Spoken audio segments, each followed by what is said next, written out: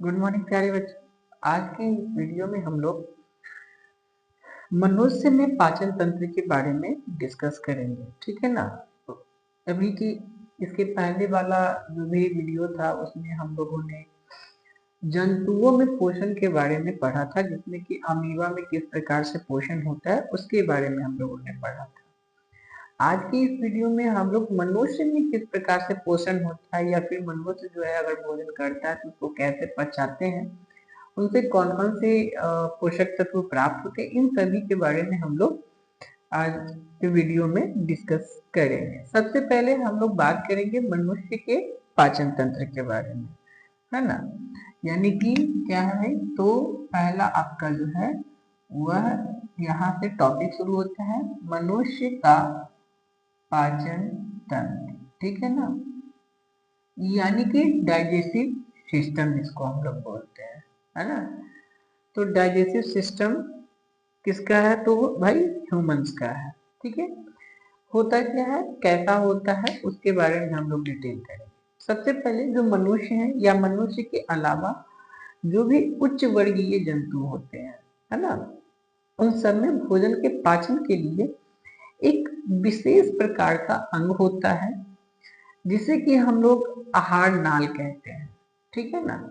यानी कहने का मतलब कि मनुष्य या फिर मनुष्य जैसे जो बड़े जीव होते हैं वो जो भोजन करते हैं, तो भोजन को पचाने के लिए पूरा का पूरा एक सिस्टम होता है, उसे हम लोग आप पहले तो कि आहार नाल कहते हैं, है ना। क्या कहते हैं, आहार नाल। आहार नाल अकेला नहीं होता, आहार नाल जो होता है उसमें कई प्रकार के पाचक ग्रंथियां होती हैं, पाचक रस जिनसे कि पाचक रस का स्राव होता है, ठीक है। इन सभी से के द्वारा भोजन का पाचन होता है ना। आहार नाल जो होता है, ये आहार नाल में क्या क्या है, तो इससे संबंधित पाचक ग्रंथियां और उनसे क्रिया करने वाली या फिर निष्कासित होने वाली पाचक रस होते हैं, जो कि सभी मिलाकर के अगर एक साथ सम्मिलित कर लिया जाए जिसे कि हम लोग पाचन तंत्र कहते हैं, ठीक है। तो पाचन तंत्र हो गया। क्या है पाचन तंत्र, तो आहार नाल, पाचक ग्रंथियां, ये सभी मिला करके क्या हो गया, यानी कि पाचक ग्रंथियां और जितने भी हैं सभी को सम्मिलित रूप में हम लोग पाचन तंत्र कहते हैं, जिसमें सबसे पहला आहार नाल होता है। तो हम लोग यहाँ पे आहार नाल के बारे में डिस्कस करेंगे, ठीक है ना। आहार नाल बेसिकली पाचन तंत्र में क्या क्या होता है, तो आहार नाल होता है, ठीक है ना। क्या होता है, आहार नाल होता है, ठीक है। आहार नाल क्या होता है, कैसा होता है, इसके बारे में हम लोग डिटेल करेंगे ना। मनुष्य का आहार नाल, ठीक है। देखिए, यह जो होता है एक कुंडलित नुमा संरचना होती है, ठीक है, जिसकी लंबाई करीब करीब 8 से 10 मीटर होती है, ठीक है ना। लंबाई कितनी होती है, किसकी लंबाई, सबसे पहले तो ये आहार नाल की लंबाई है, जिसकी लंबाई 8 से 10 मीटर के आसपास में होती है, करीब करीब लगभग लगभग 8 से 10 मीटर तक होती है। यह शुरू होता है मुख गुहा से, ठीक है ना, मुख गुहा से, और ये खत्म होता है जाकर के जो शरीर के बाहर खुलने वाली रास्ता है जिसके द्वारा मल बाहर निकलता है, उस जगह पे जाकर के ये खत्म होता है, यानी कि फैला होता है इतना, ठीक है ना। तो खत्म कहाँ होता है, देखिए ये शुरू हो गया, यहाँ से शुरू होता है, यहाँ से आपका, ठीक है, और खत्म होता है आपका, ये शुरू हुआ ना और खत्म होता है जाके मल द्वार के द्वारा, ठीक है, मल द्वार के द्वारा ये क्या होता है, समाप्त, ठीक है। तो शुरू कहाँ से, मुख गुहा से, खत्म कहाँ पे होता है, समाप्त कहाँ पे होता है, मल द्वार के जो होता है ना वहां पे जाके ये खत्म होता है। तो ये पूरा एक सिस्टम इसके अंदर में काम करता है, जिसकी लंबाई लगभग 8 से 10 मीटर होती है, ठीक है ना। इसमें कई प्रकार के भाग होते हैं, कई भाग मिलकर के आपका आहार नल बना हुआ है, जिसमें सबसे पहला जो भाग होता है वह है मुख गुहा। पहला भाग कौन सा है, मुख गुहा है, ठीक है ना। तो सबसे पहले हम लोग मुख गुहा के बारे में ही डिस्कस करेंगे। इंग्लिश में से हम लोग माउथ भी कहते हैं ना, ठीक है, MOUTH माउथ, ठीक है, यानी कि मुख गुहा माउथ हो गया, ठीक है। माउथ जो कि आपको जैसे कि हम लोग भोजन करते हैं, ठीक है, ये जो है आहार नाल का सबसे पहला अंग होता है। मुख गुहा क्या होता है? आहार नाल का सबसे पहला अंग होता है। यह ऊपरी और निचली दो जबड़ों में बटा हुआ है। एक ऊपर का जबड़ा और एक नीचे का जबड़ा, ये दो भाग में क्या है तो बटा हुआ है, ठीक है, या फिर यूं कहें कि ऊपरी और निचली जबड़े से घिरा हुआ है। मुख गुहा को बंद करने के लिए मांसल होठ होते हैं। इसके साथ साथ इसके मतलब दो मांसल होठ होते हैं ऊपर और नीचे, जिसे कि हम लोग मुख गुहा क्या करते हैं बंद करते हैं। मुख गुहा के अंदर में जीभ और दांत, ये दोनों चीज पाए जाते हैं। क्या क्या है भाई? मुख गुहा जो है आपका ये ऊपरी और निचली, ठीक है ना, ऊपरी और निचली जबड़ों से क्या है तो घिरा हुआ है ना, जबड़ों से घिरा हुआ है। इसके साथ साथ क्या है भाई, इसके साथ मुख गुहा के अंदर में आपका जीभ होता है, ठीक है, और दांत होता है, जीभ और दांत होता है, ठीक है। और तो और बंद करने के लिए, मुख गुहा को बंद करने के लिए इसमें दो मांसल होठ होते हैं। मांसल होठ होते हैं यानी कि पूरी की पूरी तरह से ये मांस का बना है, तो मांसल होठ होते हैं। तो इतने सारी स्ट्रक्चर मुख गुहा की होती है, ठीक है। बात करते हैं, इसमें दो टर्म आया है, दो चीज आया है, एक तो जीभ है और एक दांत है। तो हम लोग अभी बात करते हैं जीभ के ऊपर, ठीक है ना। जीभ के ऊपर बात करते हैं, जीभ क्या है। देखिए, जीभ जो होता है मुख गुहा के जो फर्श होते हैं ना, उस पे स्थित होता है, जो कि एक तरह से क्या है तो मांसल रचना है। पूरी तरह से मांस का बना हुआ है जीभ, जिसमें किसी भी प्रकार की कोई अस्थियां नहीं पाई जाती है, ठीक है।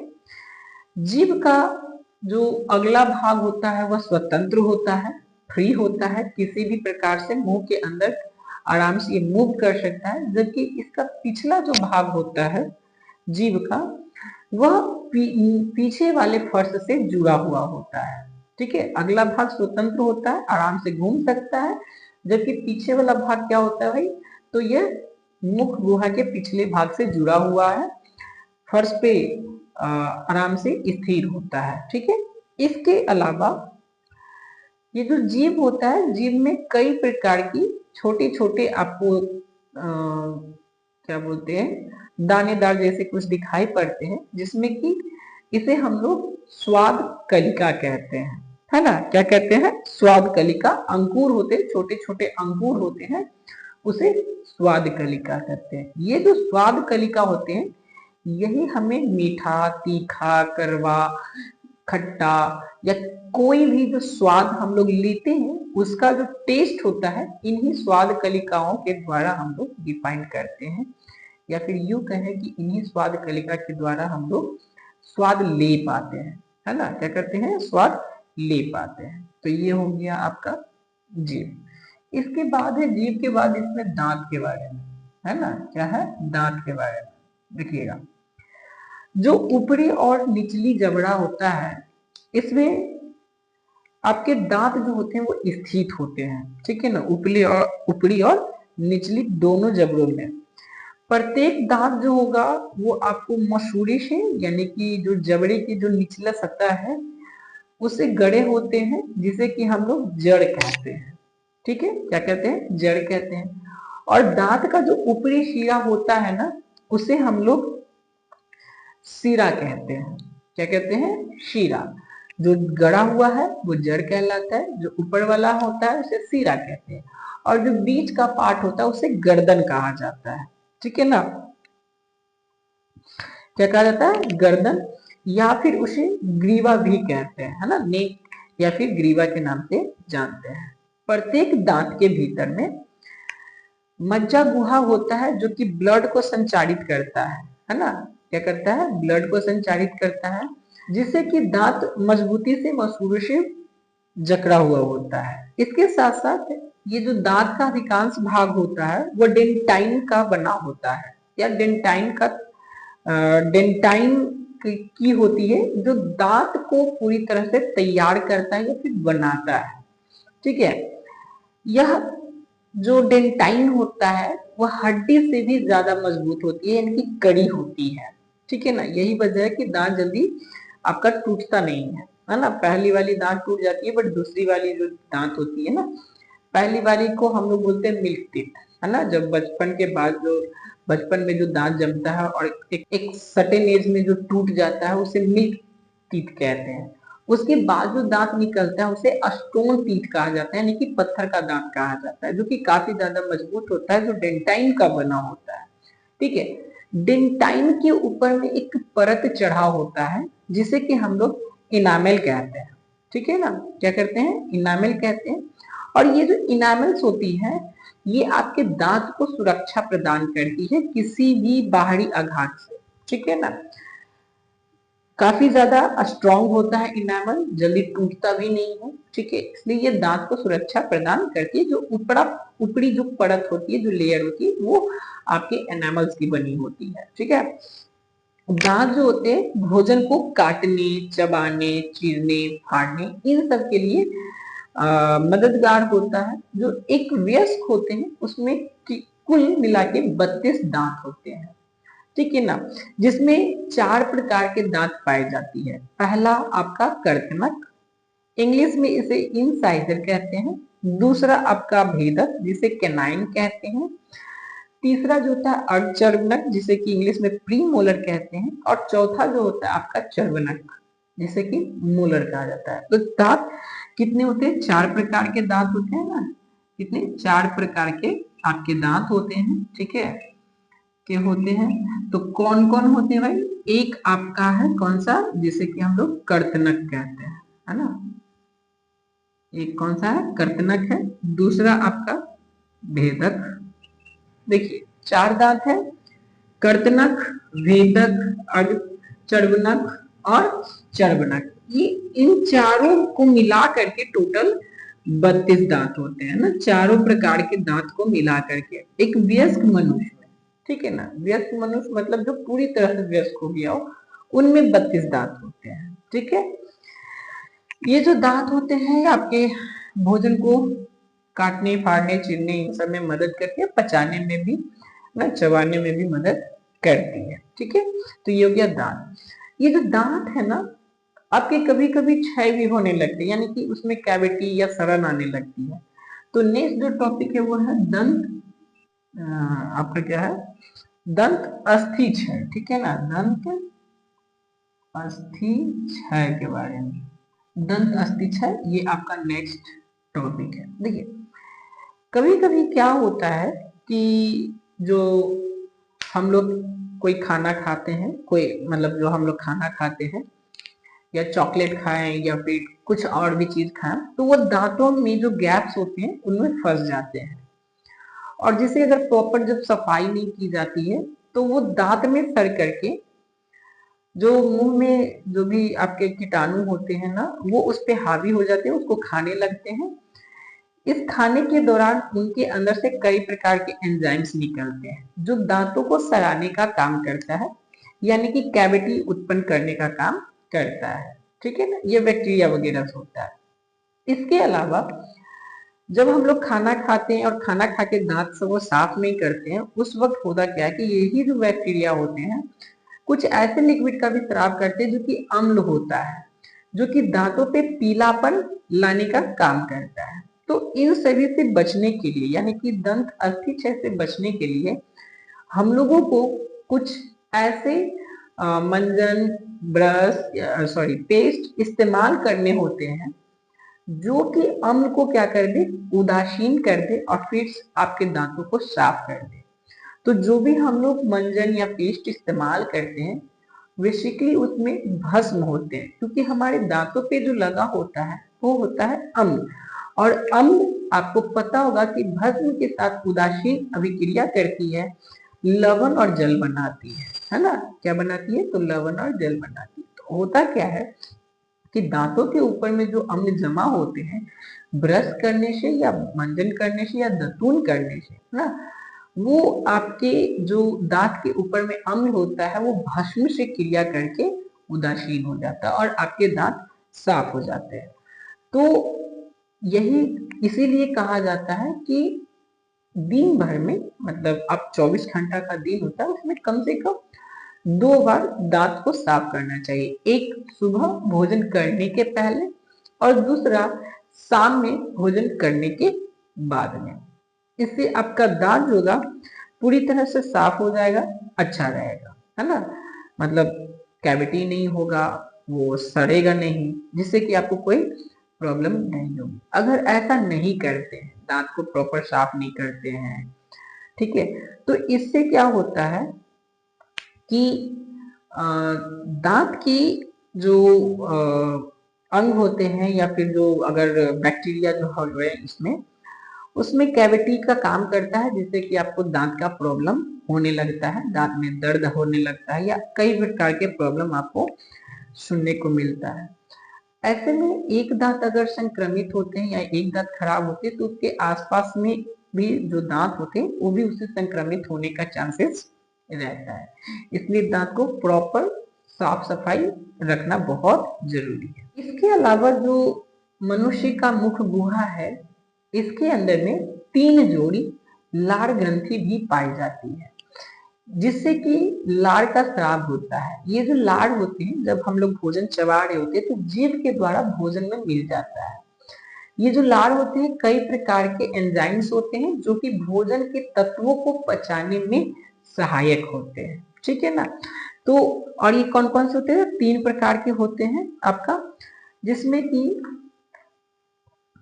एक जो है जिसका नाम है पैरोटिड ग्रंथि, एक लाड़ ग्रंथि का मैंने क्या बोला 3 जोड़ी है ना, 3 जोड़ी यानी कि 3 प्रकार की।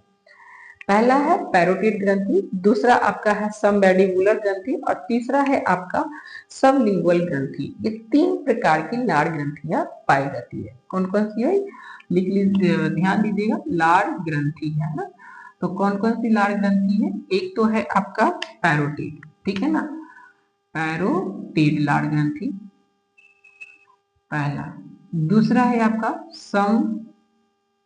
सब मेडिबुलर, ठीक है, मेडिबुलर, सब मेडिबुलर है। और तीसरा जो है आपका सबलिंगुअल है, सबलिंगुअल, ठीक है ना। तो ये 3 प्रकार के आपके क्या होते हैं? लाड़ ग्रंथि होते हैं, जो कि शरीर में कई प्रकार के एंजाइम्स को लाड़ के माध्यम से, यानी कि लाड़ जो एक प्रकार का एंजाइम है जो कि लाड़ के माध्यम से निकलता है, लाड़ ग्रंथि के माध्यम से निकलता है और आपके भोजन के अवयवों को पचाने में सहायक होते हैं, ठीक है। तो ये आपका हो गया पूरा का पूरा क्या है? मुख गुहा के बारे में, है ना। यहाँ पे पूरा क्या है? मुख गुहा का ये पूरा आपका स्ट्रक्चर हो गया। मुख गुहा में क्या क्या होता है तो ध्यान दीजिएगा। मुख गुहा में दांत होते हैं, जीभ होते हैं, उसके साथ साथ आपके ये लाड़ ग्रंथि भी मुख गुहा में ही पाया जाता है, ठीक है ना। तो ये 3 चीज आपके यहाँ पे होते हैं। इसके अलावा मुख गुहा को बंद करने के लिए मांसल ओठ होते हैं। मुख गुहा जो होता है ऊपरी और निचली जबड़ों से घिरा हुआ है, ठीक है। मुख गुहा जो है अगला भाग मुख गुहा का, वो आपका ग्रसनी कहलाता है, ठीक है ना। तो इसमें अभी काफी ज्यादा बहुत सारी अंग के बारे में हम लोग को डिस्कस करना है। तो ग्रसनी जो होता है वह मुख गुहा के बाद का जस्ट नीचे का जो मुख गुहा जहाँ खत्म होता है ना। नेक्स्ट कौन सा है? आपका ग्रसनी, है ना। दूसरा जो है, एक पहला तो आपका है मुख गुहा, दूसरा इसमें भाग कौन सा है? ग्रसनी है, ठीक है। तो ग्रसनी क्या होता है भाई? तो ग्रसनी जो है आपका मुख गुहा के जस्ट भाग जो शुरू होता है, आहार नल का भाग, उसे ग्रसनी कहते हैं। ये जो ग्रसनी होता है इसमें 2 प्रकार के आपके या फिर 2 प्रकार के छिद्र होते हैं, जिसमें एक को बोलते हैं निगल द्वार और दूसरे को बोलते हैं कंठ द्वार, ठीक है। निगल द्वार जिससे कि भोजन नीचे की ओर जाता है और कंठ द्वार जिससे कि आवाज बाहर निकलता है, ठीक है ना, या श्वास नली में जो मदद श्वसन क्रिया में जो मदद करता है। तो 2 छिद्र होते हैं आपके ग्रसनी में। एक तो आपका कौन सा है? आपका एक जो है आपका निगल द्वार है और दूसरा कंठ द्वार है, ठीक है ना।